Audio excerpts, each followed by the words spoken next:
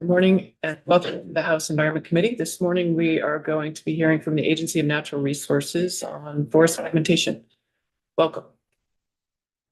Thanks. Thank you, Chair Sheldon, and thanks to the members of the committee for giving us this opportunity. For the record, my name is Oliver Pearson. I'm the Director of the Division of Forests within the Department of Forest, Parks and Rec. I'm joined by my colleague, Robert Zano, who will be speaking after me, and I'm sure he'll introduce himself at that point. But thanks for the opportunity to speak to you about forest fragmentation. It's certainly an issue that is of concern that we focus on in our role as sort of stewarding and managing Vermont's forest resources.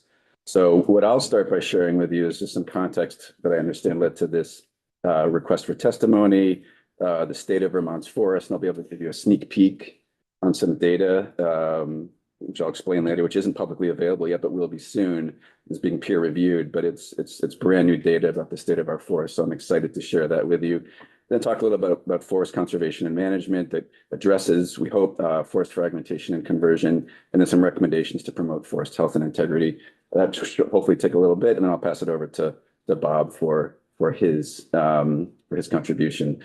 So just briefly, FPR, we're responsible for conservation and management of Vermont's forest resources, as well as the operation and maintenance of our beloved state parks and the promotion and support of outdoor recreation for Vermonters and our visitors. So onto the subject, just wanted to start by saying forest conversion and forest fragmentation are different challenges. From fragmentation is the breaking up of large contiguous forested areas into smaller blocks, typically by roads, agriculture, subdivisions. And it can occur incrementally, but then cumulatively add up to create impacts to forest over time. Whereas forest conversion is the permanent clearing of natural forests for alternative non-forest uses. And to be honest, we have better data about conversion. We're able to think about and assess fragmentation, but we don't have one direct data set that tells us exactly what's happening with fragmentation. So we do our best to get at that through other venues. This issue is, of course, very important to FPR, and the goal of our 27 State Forest Action Plan, which is still in effect, is to minimize the loss of forest cover via conversion to other uses, which is, of course, peripherally related to fragmentation. And what's interesting is since that was published in 2017, FPR is now also tracking other emerging threats to forests, which have an interplay with fragmentation and conversion, but climate change, the impacts of climate change, weak regeneration, specifically of certain commercial species, and some significant forest health challenges that can lead to tree mortality, like introduced invasive species and adverse weather events, are also issues of concern. So fragmentation and conversion interplay with those, but there's some competition now for what are the greatest threats to Vermont's forests. And so the big picture is we believe that supporting a working landscape, working to keep forests intact, and also permanent forest conservation are our principal actions to protect the health and integrity of forests.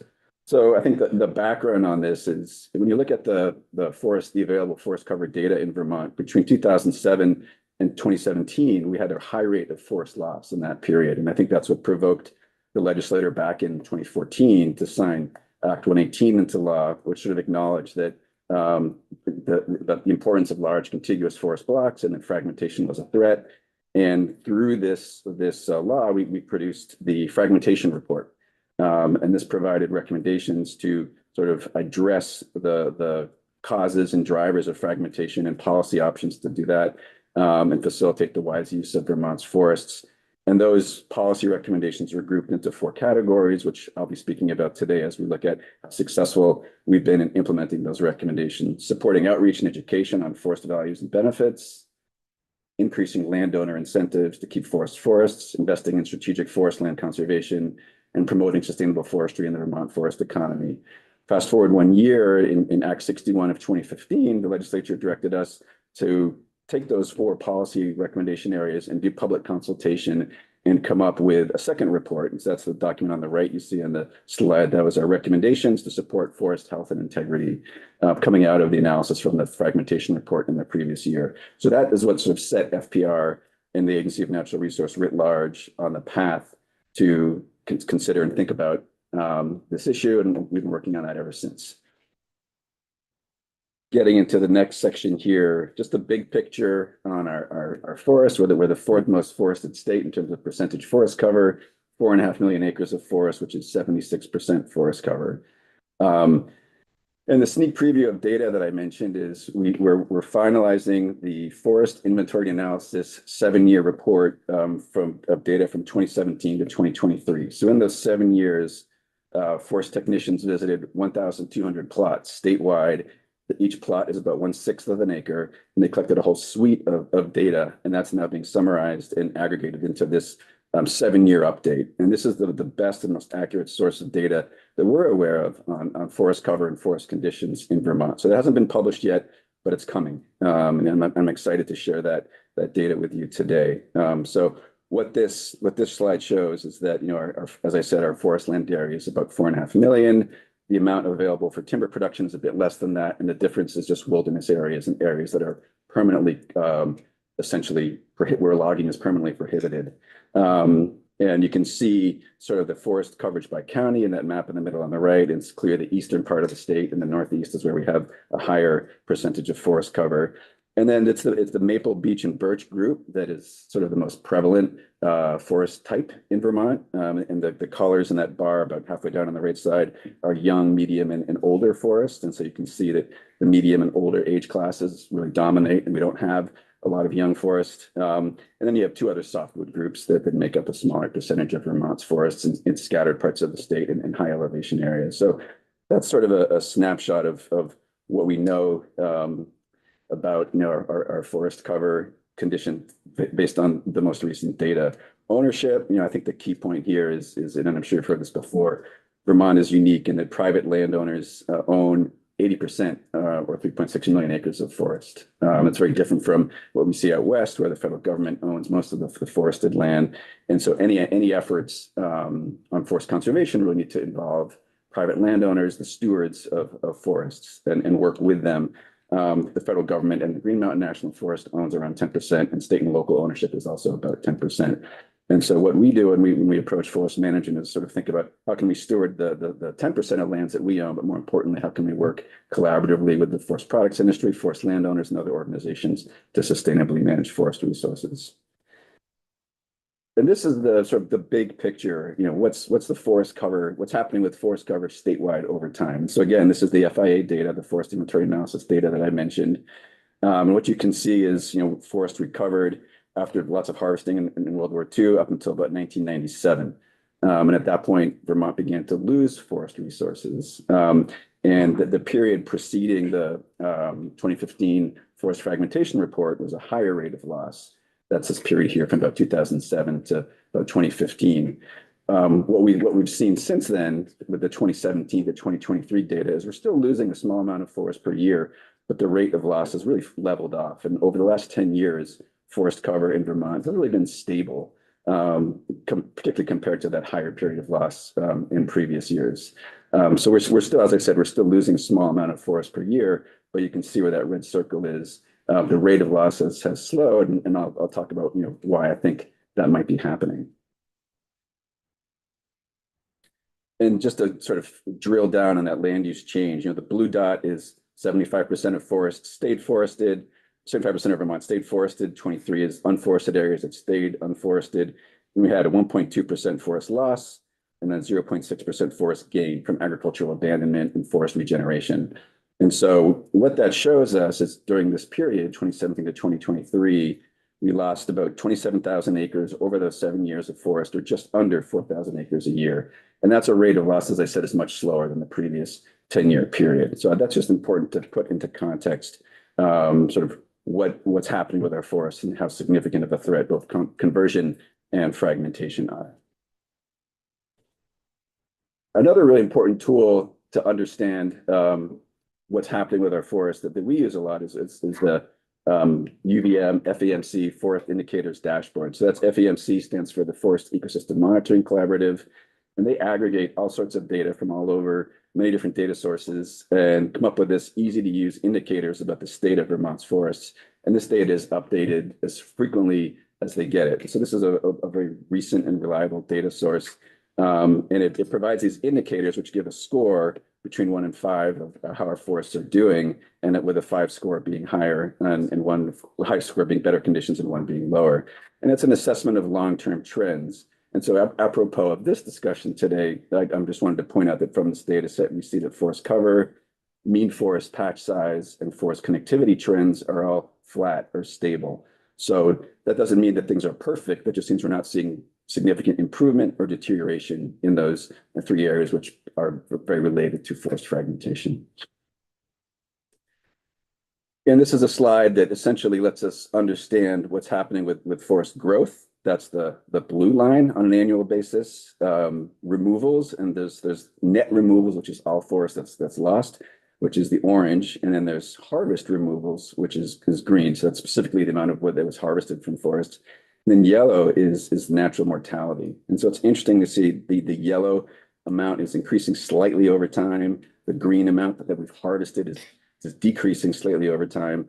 And this line up at the top is the net growth to harvest removal ratio, which is at about 3 to 1. And so what that shows is that forests are adding volume 3 times as fast as we're removing volume via harvests.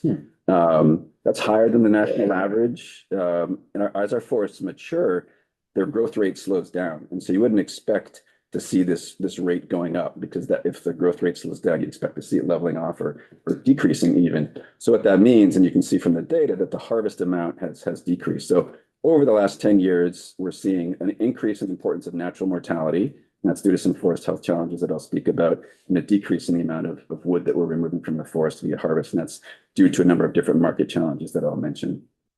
So the summary of forest conditions on a positive standpoint, stocking levels or density of trees in the forest is increasing and improving. Trees are getting bigger, older, and adding volume. And our forest carbon stocks will also continue to increase as these stands mature and accumulate more carbon above and below ground. And of course, this committee is no stranger to the importance of carbon sequestration and storage. And because of sort of forest growth and a decrease in the amount of harvesting, timber resources are at their highest levels since 1948. And mortality is, as I said, it's starting to increase a bit, but we're not seeing a huge increase through 2023. I will note that Tony D'Amato and a grad student of his named Lucas Harris at UVM just published a paper showing the importance of mortality beginning to sort of really outstrip harvesting in terms of threats to forests. And so that's using more recent data, site-specific data, and that's a really important paper as we think about how we address forest health issues. We are seeing some significant forest health challenges. Introduced invasive plant species coverage in our forest inventory and assessment plots have increased, not quite doubled in the 5-year period, but almost. Insect pests such as hemlock oleodalgid, emerald ash borer, and beech leaf disease are beginning to lead to tree mortality. And we're seeing some regeneration challenges, which is concerning. It's due to deer browse, it's due to very mature forest structures, which make it harder for young trees to come up due to limited sunlight penetration. And some of our more important commercial species like white pine and red oak are nearly absent in smaller size classes. The incidence of tree damage in these FIA plots has increased, which could be a sign of reduced tree health. And important to the subject of fragmentation, about 1 million acres of Vermont's forests, so somewhere less than the quarter, are in the wildland urban interface, and that amount is increasing. And they're just more forests are more prone to disturbance when they're in the wildland urban interface.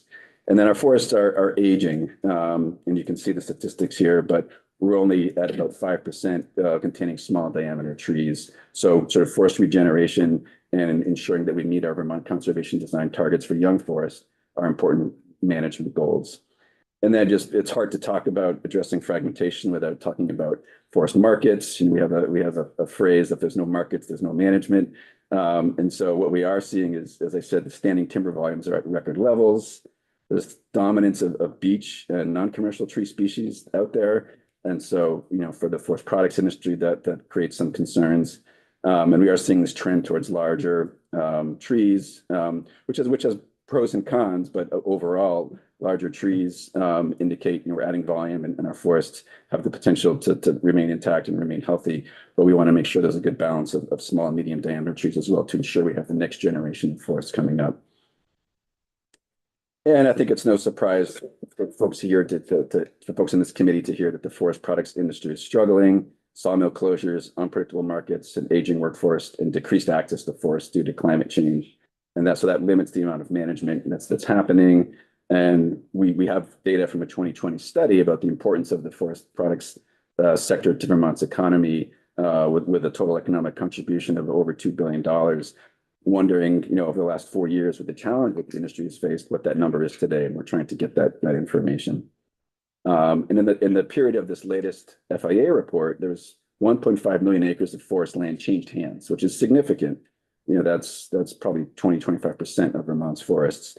And that's because of the advanced age of many forest owners liquidating property at that later stage of life. And this forest become more susceptible to disturbance when they change hands. So that's something else that we're concerned about. And I just thought, sort of to back up the information about what's happening with harvesting. This is our we produce an annual harvest report, and we reach out to all the state and we say how much timber came in, and we publish that, and you can see the decrease in harvest data from this report over this 5-year period. So we're seeing the impacts of less harvesting, trees getting older, and a reduction in management, and sort of limited ability to address some forest health conditions as a result. So I just wanted to talk about a few more slides before I hand over to Bob. I wanted to talk about some of the things we're doing to promote forest conservation and management. I think we always start, given the large amount of forests that are privately owned, with the use value appraisal program. And you can see in this chart on the right that this middle line here is enrollment of acreage in UVA, going back many years. And you can see that's been increasing, and it was increasing at a pretty fast clip 10, 15 years ago. And so we really look at UVA as a forest conservation success story. And I think as folks are aware, this program enables landowners who practice long-term forest management to be taxed based on the use value of the forest as opposed to the fair market or development value. And so, we view that this program is successful. It's keeping forests intact. It's a good way to address fragmentation and forest conversion, because landowners have a financial incentive to keep their forests around. And right now we're up to over 2 million acres of forest land enrolled, 16,000 parcels. And a recent report that we submitted to the legislature gave an update on the slow but steady growth of the reserve forest land category, which allows for landowners where the land qualifies and meets certain eligibility conditions to use passive management approaches to essentially encourage growth of old forest. And so that's a new category, and we're excited to see interest, and we're supporting enrollment in that category as people are interested and eligible. The other sort of piece of the puzzle for us in terms of protecting forests from conversion and fragmentation is permanent land protection. And I think this has been a real success story over the last 10 years. And in the background, of course, is some of the targets or goals in Act 59 that the state is working towards, 30 by 30 in particular. But what you can see from this data is the Agency of Natural Resources over the last 10 years has permanently conserved over 38,000 acres, adding up to different ownership categories within the Agency of Natural Resources. There's also significant amounts of forest conservation happening on privately owned forests via easements. And we're seeing another 5,000 acres for permanent conservation in the pipeline, which we're really excited about. This is a very collaborative model for permanent land protection and conservation. We rely on the inputs of partners like the Vermont Housing Conservation Board, Vermont Land Trust, many others. And the federal government has played an important role through the Forest Legacy Program. And the Agency of Natural Resources has secured over $20 million in funding in the last 10 years for permanent forest conservation under the Forest Legacy Program. It does rely on private lands, on willing landowners, which is, I think, a very important function. People are voluntarily conserving their land. And as lands accrue to the state-owned, I would say, set of assets, we're struggling with the amount of acres we have to manage is great. But the amount of staff that we have to actually do land management on the ground has decreased over time. So that's a challenging paradigm, and we have to sort of do more with less. And we hope we can still achieve great outcomes on state-owned land despite that challenge. And most of these permanent forest conservation projects are real important additions to the set of state-owned lands that are out there, and we're happy to take them on. And just briefly on state-owned land, the agency owns about 370,000 acres. We manage these lands via the development of long-range management plans. We've been in this committee before talking about the Worcester Range Long-Range Management Plan, which is just one example. We use ecosystem-based approaches based on public input, interdisciplinary review from state specialists and expert input to develop these plans. And we believe that the contribution of these lands to sort of the forest economy are really important because we use exemplary forestry practices that promote forest health, enhance wildlife habitat, and climate resiliency in these forest management practices. So that's sort of our commitment to sustainable management on the set of lands that the Agency of Natural Resources owns. And then sort of finally, my last section, before I hand over to Bob, is just in 2016, we did a set of recommendations to promote forest health and integrity in those 4 categories that I mentioned. And I just wanted to give the committee an update on how we're doing in terms of implementing those recommendations and where we had some achievements and where we have some additional room to or need to keep focusing. So the first category was sustainable forestry and the Vermont forest economy. And one of the categories was support and improve training for loggers. This has been a real area of success through both the LEAP program and the Master Logger program. We've really increased the amount of training and support available to loggers, safety training, workers' comp programs and workers' comp training, log grading training just to make sure that the logs are being valued at the appropriate level, and mechanized logging and freight trucking training that is getting going as well. And some of that is backed up by support from the legislature, including the $1 million pilot program to support loggers to comply with water quality requirements, or SLOCAMP, that we're implementing right now. And that's been a very successful pilot program. Another area where we've had really strong success is expanding modern advanced wood heating in Vermont through support really from the federal government under the Wood Innovation Grants, but some contributions from the state and private partners. We've helped schools, working land businesses, and municipal buildings transition to advanced wood heat and keep off of fossil fuels. And that's been a $2 million investment, much of that is federal resources that have come in to make that transition happening. And that's ongoing work that we're excited about. The hospital up in Newport is a great example of it. It's a combined wood heat and energy system that they use to provide most of their heat and energy needs. And it's very modern, efficient, and is a real great example of how this is put into practice. These last 2 points, expanding markets and recognizing and promoting the value of forest and outdoor rec, those are really supported in the Vermont Forest Future Strategic Roadmap that we produced a couple of years ago, and we're in the process of implementing over 10 years. I think there's more work to do on expanding markets. It's not an easy task with current market conditions, but that's a continued area of focus for us. This second area, increased landowner incentives to keep forests forested. Talked about current use or UVA program, and we've had great success there. In terms of modernizing Vermont's property tax system, we're looking forward to launching an online portal for UVA document submission, which will get away from paper maps and paper copies of documents, which take up a lot of time for both landowners, licensed foresters, and our own staff of administration, and moving into a purely online system that'll simplify the requirements of being enrolled in UVA. So that's one example of something we're doing there. And then in terms of monetizing ecosystem services, more than ever, there's now more carbon offset programs available for landowners who own forest land and want to enroll their land into those programs. Our work has been to work with those programs like Family Forest Carbon Program to ensure compatibility with UVA, to ensure compatibility with any easement requirements, and ensure landowners have the full suite of information so they can make informed decisions. So that's moving forward.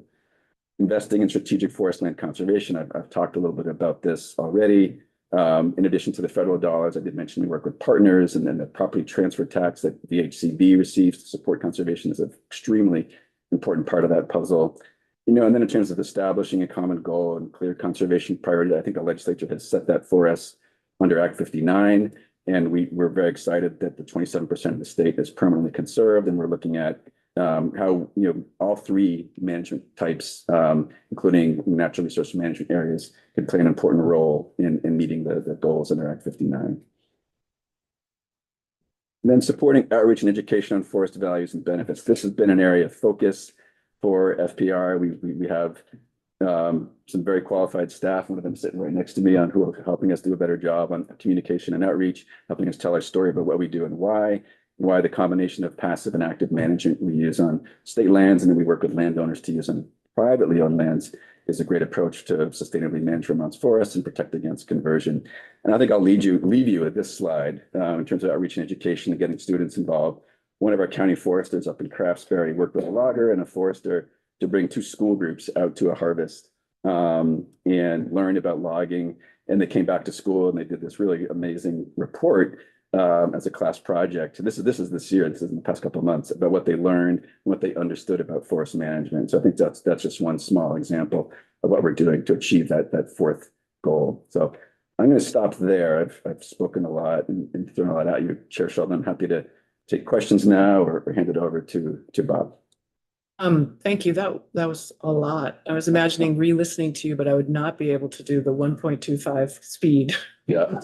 You're already on it, which I appreciate. I have a number of questions and I suspect others do as well. And we also want to recognize that Bob Zano's here with us. So thank you for all that. Maybe I'll start with the simplest one. You mentioned a reduction in staff for conservation work. From how many do you have now and how many did you used to have? Right now, we have 19 state lands foresters within FPR. That's specifically folks that, I should say we have 19 staff who work on state lands management. That's split across state lands foresters and stewardship foresters and recreation specialists. And they're split into 5 districts statewide. And so some of the districts have 4 staff, some have 3. So that's how you get to that total of 19. I have to get back to you on the exact amount we've had over time. But for example, up in what we call District 5, which is St. Johnsbury, going back to 10 years, we had an additional 3 or 4 staff working on state lands management. And as those folks have retired or taken on other positions, their roles have not been replaced. And so that's a very large set of forest assets for one stewardship forester, 2 state lands foresters, and 1 recreation specialist to manage up in that part of the state.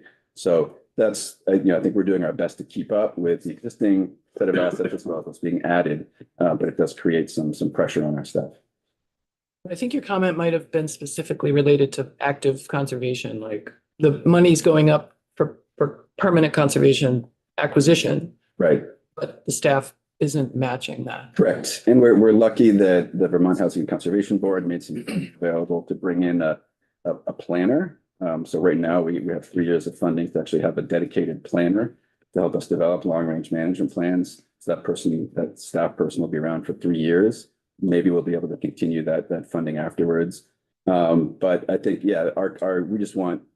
we're sort of letting folks know that we're happy to take on these additional acres. But we're stretched thin to begin with, and so it's hard to take them on without adding field management staff on the ground. Well, I see. Okay, so it wasn't specific to just like your program for acquisition. No, Okay. that program is doing great work. And then something that I've become kind of aware of just in my wanderings is the idea of weak regeneration. But I want to hear what that means to you and what your folks are seeing. Certain parts of the state, we're seeing significant deer browse. And when there's some very dramatic places where we put up deer exclosures, and outside the exclosure, there's no evidence of any saplings or forest regeneration. Inside the exclosure, the forest is coming right back up. So that's certainly one pressure. And that's variable depending on where you are in the state. Grand Isle County, for example, has some of the highest deer browse pressure in the state, as is Addison. Up in the Northeast Kingdom, it's less of an issue. We're also seeing regeneration failure based on this latest set of FIA data in some of our most important commercial species, white pine and red oak. We're not seeing the FIA data show that there's very little, if any, young trees in the youngest age class from those 2 species. And so that's concerning because those are important species for both our forest structure as well as for the forest economy. And then beech and ash are both very important species, particularly in the southern half of the state. And the combination of emerald ash borer, both beech bark disease and beech leaf disease, is beginning to affect regeneration of those 2 species. So I think we'll see some shifts in our forest composition and structure. Lastly, I'd be remiss if I didn't say in some cases invasive species are out competing for species in areas where there's been disturbance or harvesting. And so both in the use value appraisal standards and our own work on state lands, we take a lot of care to, after a harvest, prevent the spread of invasives. But that's an uphill battle. If you've been out in the forest and you've seen areas, where buckthorn is spreading quickly, how challenging that can be. I guess I was thinking, like, I've been walking the same woods for a while now, and the trees don't seem to be growing. And I mean, like, literally 25 years and all of a sudden I'm like, these look just about the same as they did Yeah. when I started to get to know these woods. And I'm wondering about things like soil health. And in particular, these are stands of a lot of beech, some of which are diseased and some are not, but they just seem to be in stasis. And what our FIA data shows us over the last 5 years is slight growth. That's the blue bar. So I think they are adding volume. It has slowed down I think this, as trees grow older, they add volume more slowly on an annual basis. Post-harvest, little tiny trees that are just not doing anything, just looking at you. That's an interesting observation. I think we can point to very successful regeneration after harvests in certain areas and challenges in others. I think what's exciting is our climate forester, Al Freeman, is kicking off a study this summer to go into plots where we've done harvests on state lands and begin to monitor regeneration to get at that question. Is regeneration succeeding? If so, what are the species that are coming up? And if not, trying to figure out why. Is it because of invasive species or other reasons? So I think your observation is we share that concern, which is why we're dedicating some resources to study it. I might follow up with him. And sorry to dominate, but I was so much excited by it. And I'm not expecting a long answer to this because I know we have to move on, but you put it right out there, modernize the Vermont property tax system. I'm curious what that means from the FDR perspective.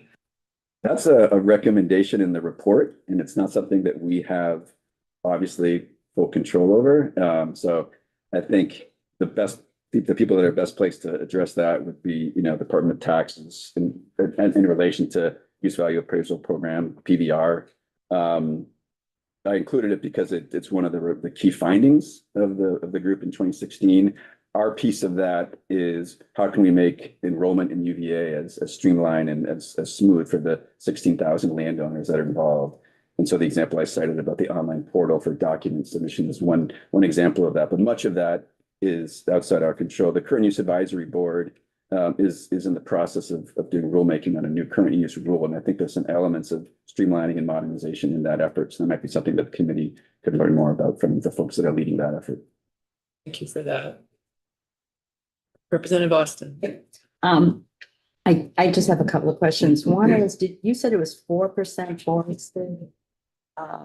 Is that in the country or is that in New England? Vermont has. Oh, the fourth. So that what I meant there is every state in the Union, all 50, we have the fourth highest percentage forest coverage In the country? Yeah, I think like West Virginia and Maine and maybe New Hampshire are the three states in front of us. Okay.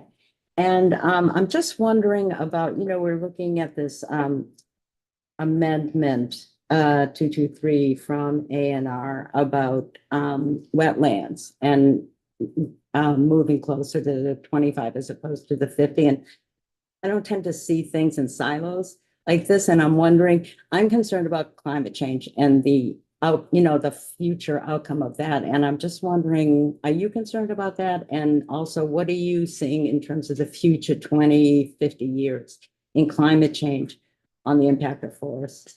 Yeah, briefly on the second part of your question, we're seeing adverse weather events, flooding, drought, and an increasing incidence of wildland fire, all of which will impact forests in different ways. And the spread of invasive species sometimes piggybacks on the back of those disturbance events, or the range of a given invasive pest is extended because of warmer winters. So we are very concerned about the impacts of climate change, and that's why we have people that are working on that issue and managing forests through that lens, and doing harvests that get some timber out, but also sometimes this is our top objective: promote resiliency to climate change. Is the approach that we're taking now on our state-owned assets.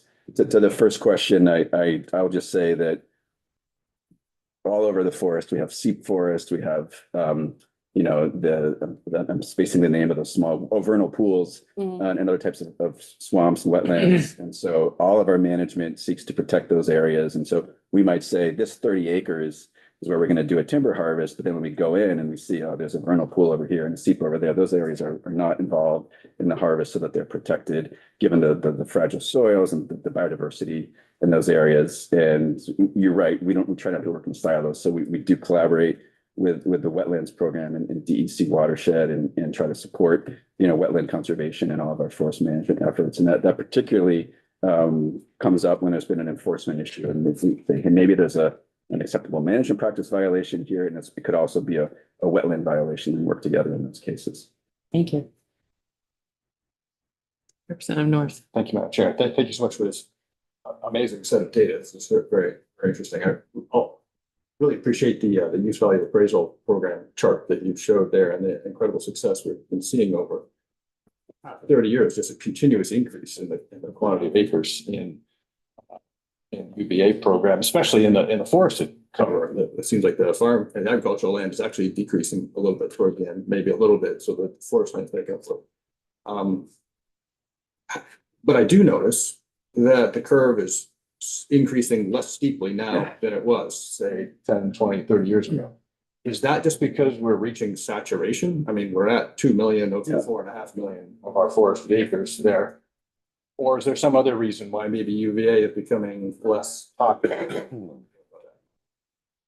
Yeah, if you look at the numbers, the 80% that's privately owned is so 80% of 4.5 million is somewhere north of 3.5 million, and over 2 million are in the UVA program. So there's that gap of why is that 1.5 million not in UVA? Some of it is just that land's not eligible. So it's saturation, as you said, you have to have a minimum 25 acres to be enrolled in UVA, and a lot of those lands that aren't enrolled are smaller holdings that aren't eligible. And you also have landowners that are aware of UVA and have just chosen, for whatever reason, not to enroll. They don't want the restrictions that UVA places on them. I haven't, every year we have new people that enroll, and we have maybe not every year, but periodically have people that leave the program. But we're not seeing any major trends there. So I think we're still getting the word out about UVA. There are still new properties being enrolled, but I think probably the easiest answer is we're sort of running out of eligible parcels, and those that are left, the landowners have made a conscious decision not to enroll. Representative Chapin and then Tagliavia.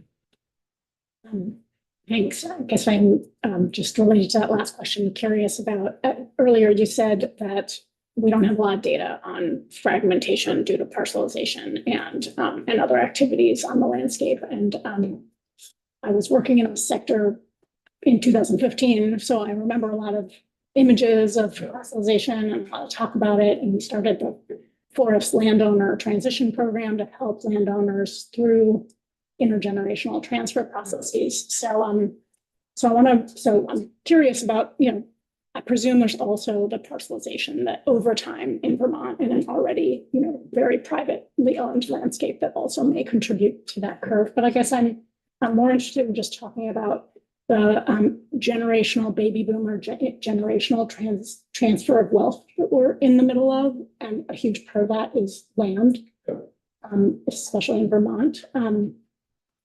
So we are sort of unique, even compared to our neighbors in New Hampshire, Maine, and New York, in that so much of our forest land is in relatively small parcels. 400 acres is still relatively small compared to some of our neighbors. So I guess I just would love to hear what you're thinking and what your department's thinking about specific tools during this period of generational transfer, like the biggest transfer of assets, I should say, is really what I meant, not wealth, assets, one of which is land. I think Bob's going to speak about the importance of large contiguous forest blocks, among other things. He has some data to share there. So some of it, I think your question will be answered by Bob. But I think more directly to your point, as this generational transfer of assets happens, we are staying in touch with landowners to the best that we can through outreach and education to make sure they're aware of different forest land conservation options, making resources available where we can. That's where that 20 million from the feds for forest legacies has contributed, as well as other partners' commitments, and trying to make it as easy as possible. And if you look at our 2010 UVA forest management land standards, you may say this isn't easy, but once you get a plan in place with assistance from a licensed forester, and you only have to do that once every 10 years, and then you're managing according to that plan, it becomes easier and it becomes smoother. So we're trying to reduce the barriers to entry, keep people that are involved, listening, you know, if you can make one change with the UVA, you should change this. And if we can, we'll try to act on that. We've heard that landowners want more consistency in application of the standards. So our 13 county foresters are trying to be as consistent as possible as they review and approve plans. And I think it gets back to that education and outreach piece, making sure that people are aware of these programs and can learn how to use them. That's our 13 county foresters and our outreach team are really on the front lines of working with all these landowners. And they're some of our most important staff members because they're having these conversations with thousands of landowners, including the new landowners. Like, I just inherited this forest. What should I do with it? And our county foresters are able to have those conversations with them. Now, hopefully, Bob will address other parts of your question. Doug Revia. Sticking with the use value appraisal, you mentioned parcels 25 acres or larger are only eligible. We've heard a lot of testimony with respect to agriculture and farming, and especially small farms. UVA and agriculture, can you see in the future the opportunity for smaller parcels to be entered into UVA to be able to enable young and new farmers to be able to take advantage of that and increase and maybe turn that curve up a little bit with respect to use value appraisal gaining more popularity? Great question. And, I think the legislature was very, deliberate in choosing that 25-acre threshold. For sustainable forest management, there is a minimum number of acres you need to sort of come up with a management plan that allows you to sort of maintain forest ecosystem values and also, contribute under the program up until recently, contribute saw timber to the forest economy. And, tinkering with that 25-acre threshold would be something that would require some study. I've certainly heard foresters say, give me 20 acres. I can make things work. And I've heard others say, boy, you really need 50. So it's one of those subjective questions. But I think the point you raise of how do we get landowners who don't meet current UVA eligibility thresholds involved and actively involved in forest conservation and management is a great question. And it's something I think we should, perhaps get back to the committee on with some ideas. I think given all the care and thought that went into that 25-acre threshold when UVA was created, I'd be sort of cautious before saying, let's open up the hood and tinker with that. It was something that would require a lot of study and thought. Thank you. Yeah. Just a point of information, but acreage for agriculture is 10, I think. Less for ag. Yeah. Do you have a question? Yeah. Okay. I noticed that you have a lot of slides and that perhaps, Bob, your presentation is it a full-on kind of Vermont conservation design presentation? I just want to make sure that we give, I want to make sure you have enough time and we're bumping up. I'm going to cede the chair to Bob because he's got a lot of great things to do. Well, but I do need to, if we're going to rearrange the agenda, that's what I'm trying to figure out. So, because I want us to have time to get questions. It would be new information, I hope, most of. Okay. Some reference. And how long do you think that, to do it really your justice, what were you planning on for time? Well, I think I was aiming for about the 20-25. Okay. So we may just get a little behind and that's okay. I think we have a couple more questions All right. for you, Oliver. Sorry, Bob. It's good. You can push that ejector button, Chair Sheldon. Not yet. Representative Sakowicz. Yeah, Oliver, you did note about the 25 acres minimum size for UVA but it did sound like maybe you're unsure how many or what part or what percentage of the forested land that would, is of that size, so not eligible for UVA. And I'm wondering if you have those numbers, and especially if you do, how those numbers have changed over time. I think we have those numbers. I can't rattle them off for you. I think we know based on land ownership data and remote sensing data, forest cover, how many parcels are out there that are technically eligible for UVA but not enrolled. But as I said, I can't rattle that off the top of my head. So I can get back to the committee with that information, including if we have it, how that's changed over time. You know that. Thank you so much for your presentation. Great. Yeah, thanks for the opportunity.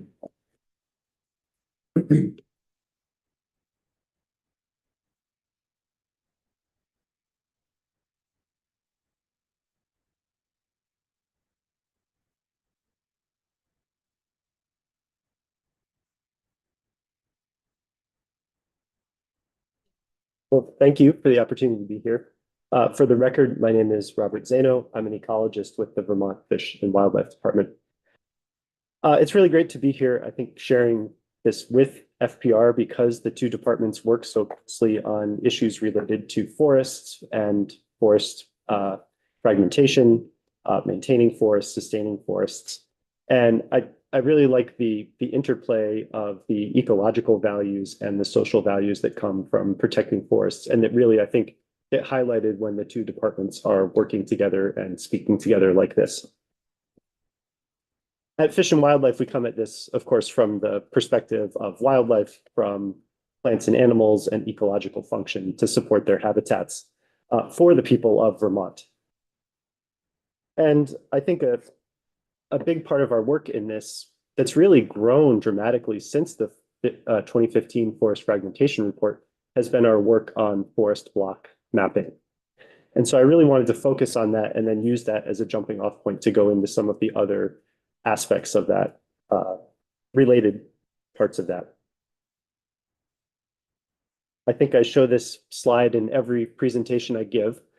When we think about species that the department is responsible for, of course, it's the critters that we know well and see all the time, but it's much, much more than that. And it's this range of species that we don't even know what they all are. We don't know how they all contribute to ecological function, but I think we know broadly that functional ecosystems support all their parts, and having all the parts makes ecosystems functional. And as we lose parts, whether we know it or not, we're losing the possibility of maintaining species, and including the species that we know and think are sort of likely just a familiar part of our landscape.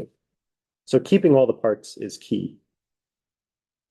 Because we can't think about tens of thousands of species, at the department, we use this approach called coarse filter conservation, which is rather than go species by species, we look for larger features that reflect the needs of many, many species. And Vermont is a forested state.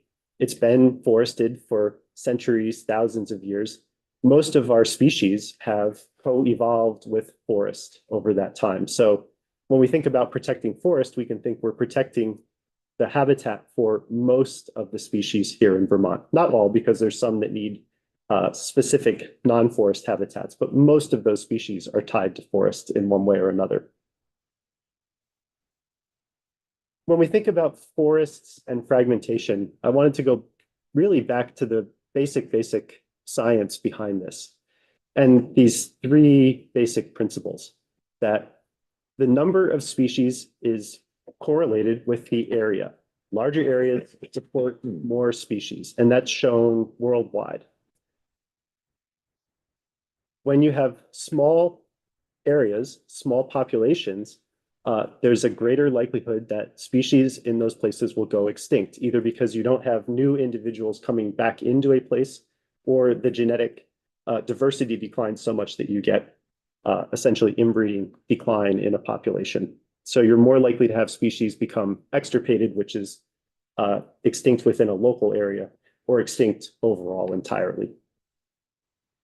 When you build connections across the landscape, you allow individuals to repopulate areas, you allow genes to move across the landscape, enhance that genetic diversity, and you are effectively making areas larger, supporting that population, and making it much more likely that those species continue into the future.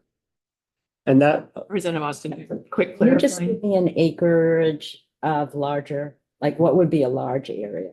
That's a great question, and it's very contextual.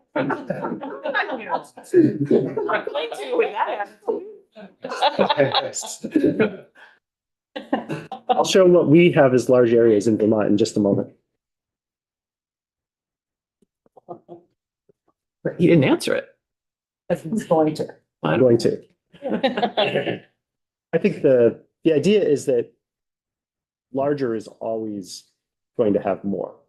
And Vermont used to be entirely unfragmented forest with a very small population of people who have always been on the landscape here, but largely uninterrupted forest.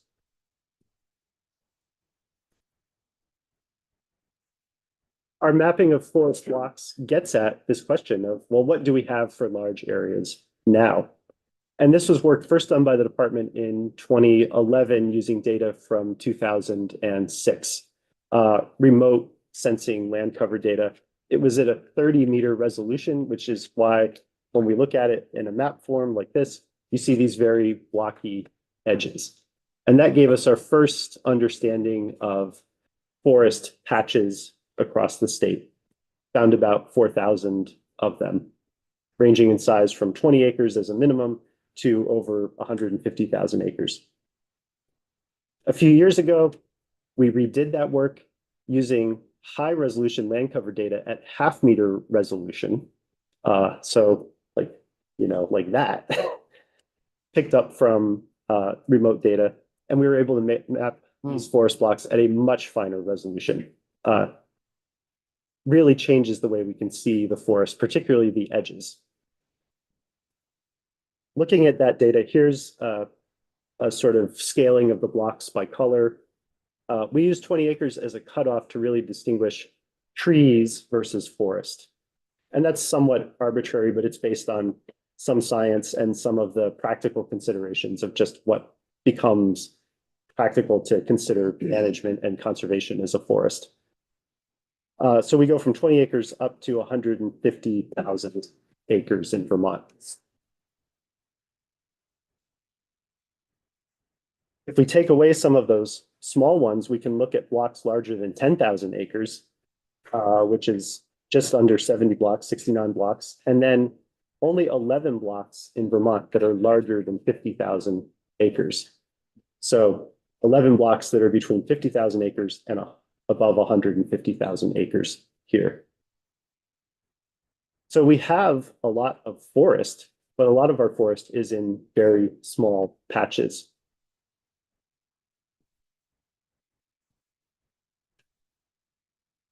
A logical thing to do would be to compare the data between 2011 and 2023, or really 2006 data to 2016 data, and try to find a trend. But the change in resolution is so dramatically different that we can't compare those data sources. It's just apples and oranges. But I think what we do find is that the number of blocks is largely the same.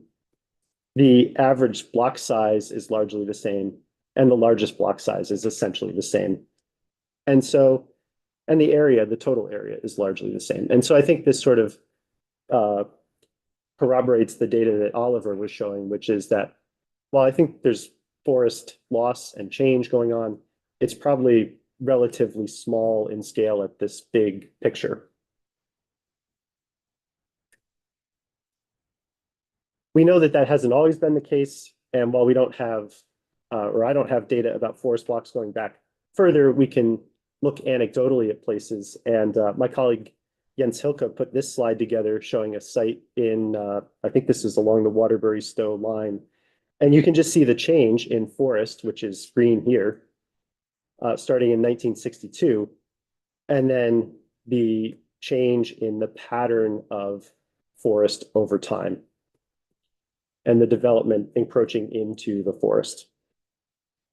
Maybe you can run that again, because we can't see it on our PDF. Sure. So this is 1962.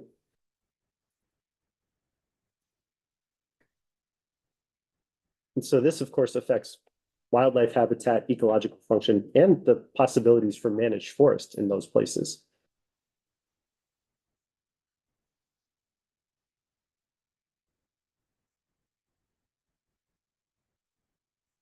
I can send you a separate slide deck that has each of those individually, if that would be helpful. Great, yeah. One thing that we really do get out of our forest block data set is this idea of the edges and where we have forests coming together across the landscape. We really couldn't get a sense of the potential landscape connectors with that 30-meter data set. But now with the fine scale resolution, we can really see where forests are connected across the landscape. And I think Jens Hilke did talk about this maybe a few weeks ago in relation to the work that we do with VTrans to protect road crossings. And the idea behind that, actually, just let me go back. The idea behind this is that we want to get at this idea of allowing species, individuals, and genes to move across the landscape. And we know that there are species, many species, that we see all the time that don't require forest to move between patches of forest. We see deer, turkey, bear. These species will travel through open land, even developed land, places we really don't even want them, like bears going through places where there's lots of trash and human interactions. But there's this whole other suite of species, some known like bobcat, others unknown like the many small invertebrates that are so important to nutrient cycling and all the functions of soil health and nutrient availability to the forest, that might be much more tied to forest, likely are much more tied to forest as their natural habitat. And we want opportunities for those species to be able to move across the landscape. And those are the small things that are much more likely to not be able to cross developed areas or non-forest areas.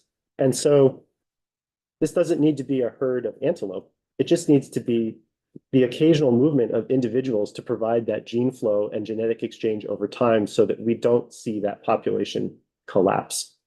And that's why these are so critical. I think you've heard about Vermont conservation design before. This is one way we use our forest blocks. We take that set of 4,000 forest blocks and we prioritize them for different ecological functions, for interior forest, for connecting forest, and for representing the full diversity of Vermont's landscape. I don't want to go into a deep dive of Vermont conservation design because you've heard that, but I did want to tie that prioritization to Act 59 and the conserved lands inventory and some lessons that or data perspective that I've gotten from comparing those two and that are going into the work related to the Act 59 conservation plan. I'm going to do this partly through the lens of the state's biophysical regions shown here, the 9 different regions that kind of hang together. It's a useful ecological way to think about the landscape. So the findings from the Vermont Housing and Conservation Board are that Vermont is 27% conserved overall. And I looked at the question of how is that conservation distributed across our landscape? And so here you can see across those 9 biophysical regions where we have conserved lands. And I think it's kind of beyond the scope of what we're talking about here, but there are the different categories defined in Act 59 that are reflected in the different colors here. But the full length of that bar is showing the percent conserved in each region. And so we have some regions up to 50% conserved and some much lower. If we narrow that down and just look at the highest priority forest blocks identified by Vermont Conservation Design, we see a very similar pattern where there's a lot of forest land conservation in the Green Mountains, north and south, and in the Northeast Kingdom, the Northeastern Highlands. And then there's other regions where there's a much lower percentage of forest conservation. We can see that visually. So here I'm just showing forest blocks. That's the light gray area, the highest priority forest blocks. And then the conserved lands within those patches of forest. So if you center kind of around Montpelier here, you can see there's a lot of land conservation, permanent land conservation, almost forming contiguous patterns where we can have that core interior forest protected and then the connections between forests protected. So starting to really develop a landscape pattern with conserved lands. Can contrast that with southeastern Vermont. Again, all of that gray is showing highest priority forest blocks in Vermont Conservation Design, and then the conserved lands within those areas, and it's a much lower rate of land conservation in those places. So we've done a lot of great conservation work. It's been very focused on some of our large forest blocks and some of our higher elevation areas. And so the permanent land conservation is much less in some of these valley and foothill regions around the state. Going back to this idea of connecting lands, Logan. Yeah, just going back to that map, sorry to interrupt, but do you have an overlay that shows the lands in current use? that's a great question. I have some data on that. I don't have a map overlay. Something that I think would be interesting to dig more into that spatially. I just have sort of an aggregate look, but I'll get to that in a few slides. Thank you.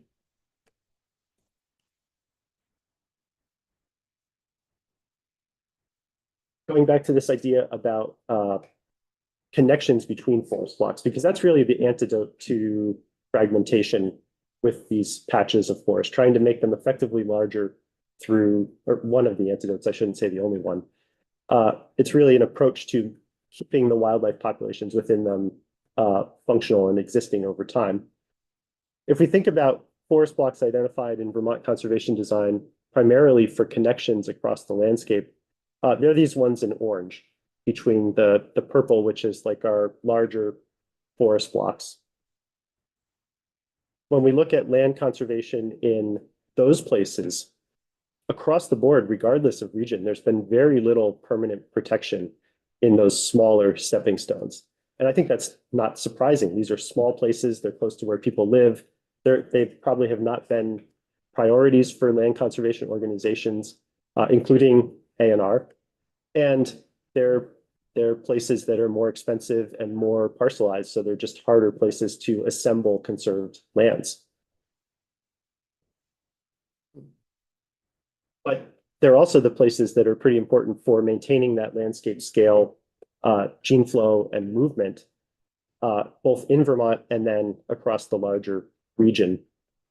And we could really, with a loss of forest, a relatively small loss of forest in some places along that connectivity network, it could really break up the landscape flow of individuals and genes from the Adirondacks all the way up to Maine, which is bad for landscape scale connectivity, but has implications for us becoming much more isolated and even more fragmented here in Vermont.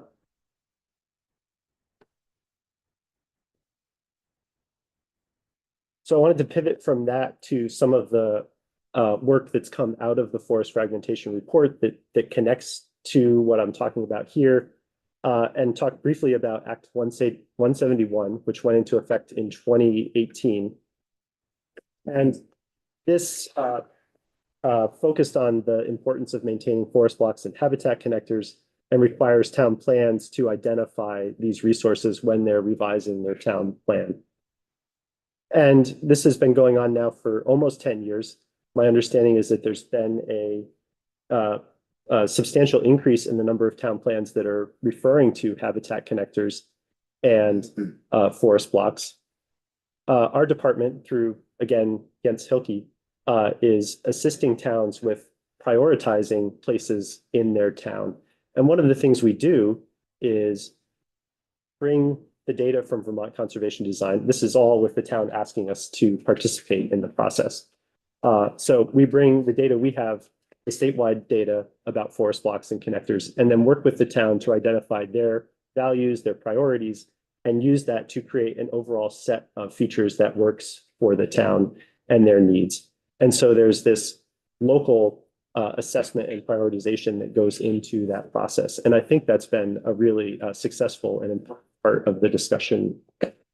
And I'm not really the one to do a deep dive into Act 171. I'd really suggest you invite Mr. Hilke in if that's something that is of interest.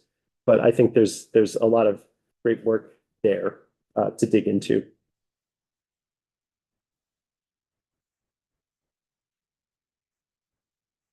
Use value appraisal. This is again in the context of the Act 59 data and the highest priority Vermont Conservation Design forest blocks. But I think it's reflective of larger patterns too. So we have within those forest blocks, there's land that is permanently protected, and that can be public land, which would not be eligible for use value appraisal, or it could be private land, which could be eligible for use value appraisal. So a landowner who has an easement on their land, but then also enrolls in UVA. So the 25% permanently conserved is the lands that are long-term protection, not eligible for UVA. The 11% is that overlap. And then there's a whole nother 32% that is enrolled in UVA but has no other permanent protection. And I think this really speaks to the value and the necessity of use value appraisal in maintaining forest land over time. That's such a huge, important part of Vermont's forest. And to your point, Representative Logan, I think trying to dig in and do more spatial overlays about where is that contributing to different functions within the network, and are there gaps that we might be able to identify, is a great next step. And it's the sort of work that I think we might be able to take on over time, those analyses, as we have more of this data.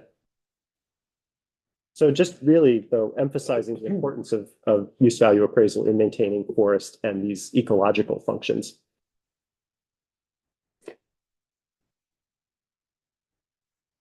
One of the recommendations in the forest fragmentation report is enhanced forest land conservation.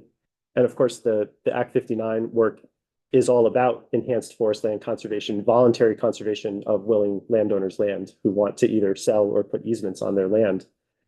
And so the charts that I've showed really come out of an ecological analysis that Vermont Fish and Wildlife did, this report implementing Vermont conservation design, where we looked at the many different overlays of the conserved lands data with different components of Vermont conservation design, and then have made recommendations that help inform the work that VHCB is doing now to finalize that conservation plan.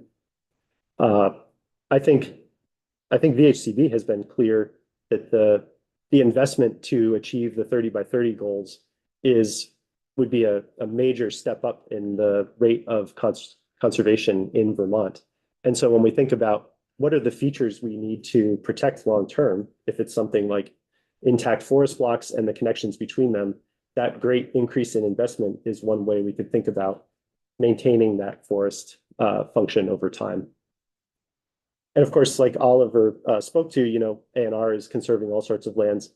Birdseye Mountain WA is one of our relatively recent acquisitions, not even our most recent, but just an example of land in the Rutland County. It's near Route 4, part of an important connection between Blueberry Hill and Grandpa's Knob down to Birdseye Mountain, the whole north-south movement of wildlife in the Taconics. So that's an overview of the work and our larger joint presentation, and appreciate the time and happy to answer any questions. Thank you. That was great. Very helpful. Members have questions? I guess I'll ask a question. We've been talking about the mapping of the wildlife crossings, and one of the criteria that you're using is like forested all the way down to a road. But one of the things I see on the landscape, particularly on state roads, is pretty dramatic clearing back from, like, maybe they're clearing the whole right of way. I'm not really sure. And I guess I'm curious how that affects that potential use as a safe crossing. Safer. Is it safer maybe if it's clear? It depends on the animal, I'm sure. But how are you working with V-Trans on managing that clearing of the right of way? Right. I can't speak to how we're working with V-Trans just because I'm not personally involved in that aspect of it. I mean, you heard we coordinate very closely with them. And of course, when there's critters that would just prefer to not have to cross anything. Even something like bear would much prefer to just stay in the forest. There's research that shows their physiology gets, like, their stress gets elevated when they go through developed areas, and they don't when they're staying in forested areas. But that has to be balanced with safety concerns. And I think that really points to the value of the under the road crossing structures, when we can coordinate having flood resilient structures to pass water, and then also have space for wildlife to move through those structures. I think that's a win-win in that case. And you get the public safety of whatever V-Trans needs for road corridors. You get fewer wildlife on the road, and you still get the ability for critters to move. I am just gonna make a pitch out there in the universe. I'm sure you wouldn't, well, I don't know. I'm just gonna say, as you're doing research on the current use and the conserved land overlays, I think it's gonna be very interesting to find out somehow a survey of landowners who are not in current use and what their, why. Like, we just don't know what we don't know about them. And they may have a whole variety of reasons, I'm sure they do, for why they're not in, but what are they? And I just think that'd be a really important piece of that kind of research. And then while we have representatives from A&R in the room, I'm expecting that this may be a question for you, Mr. Coster. We're looking at a request from A&R to eliminate the word rare in the S325 at criteria 8C. Can you help us, remind us, you may have said that, but remind us what that request is about? Sure. Billy Costner, Agency Natural Resources. This is in the context of the Tier 1A designations under Act 181. So these are the areas that are proposed through Act 181 for the most dense development. Our traditional downtowns, the areas where we've seen the most growth, want to really promote density, not only for housing, but for all forms of commercial and industrial development, where there is typically sufficient infrastructure and significant municipal planning and land use oversight. There's, I believe, 13 criteria in Act 181 municipalities need to meet to designate areas as 1A. Several of them relate to natural resource protection. They look at floodplains and river corridors. They look at sufficient water, wastewater infrastructure. And a third requires towns to identify and plan for the maintenance of significant natural communities, threatened species, endangered species, and rare species. And I think the intent with those 13 criteria is to convey some, but not all, of Act 250's oversight into the municipal planning and regulatory process, because Act 250 will be fully exempt in those areas. We've been working with the LURB and with municipalities who are seeking that 1A designation on how, in practice, to implement those criteria. And we both found that, well, I'll step back.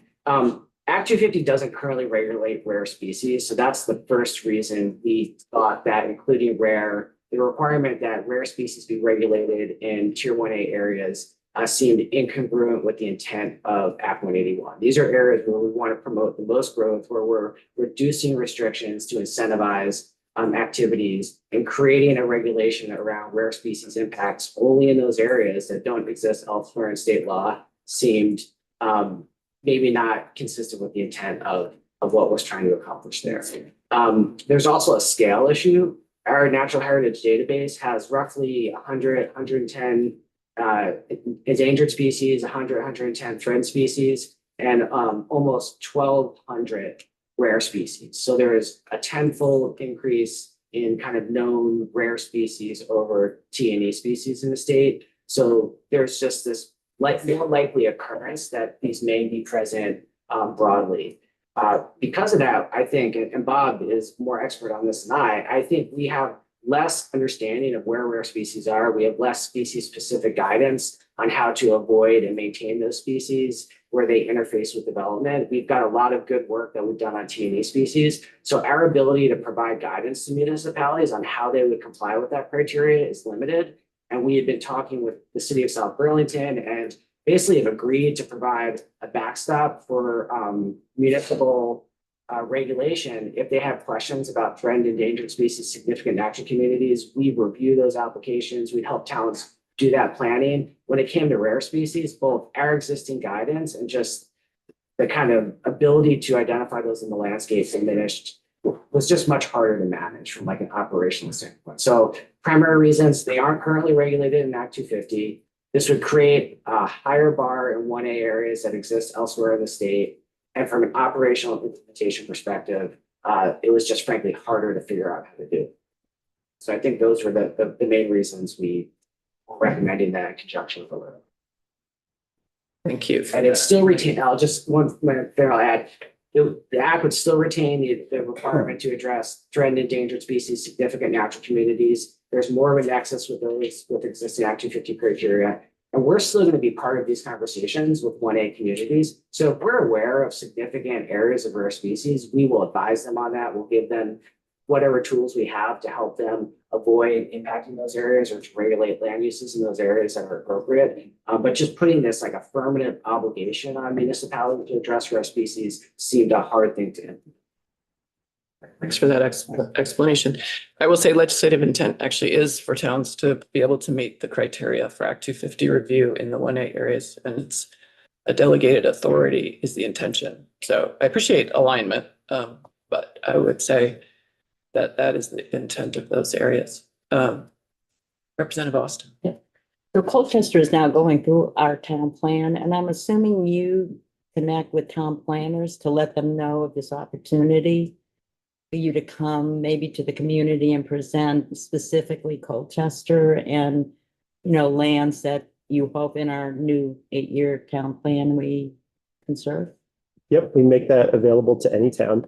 Okay, And we have one person who does that. So we have, one person for 200, whatever it is, towns. okay. But yes, we can make that available. And I think in general, towns reach out to us They do. because we want to provide that assistance to a town who is, So you interested in like a it. community meeting. yes, yeah, there's a whole process that we can go through. Great, thank you. Thank you again for your testimony. It's really edifying, both of you. Thank you. Thank you. 5-minute break.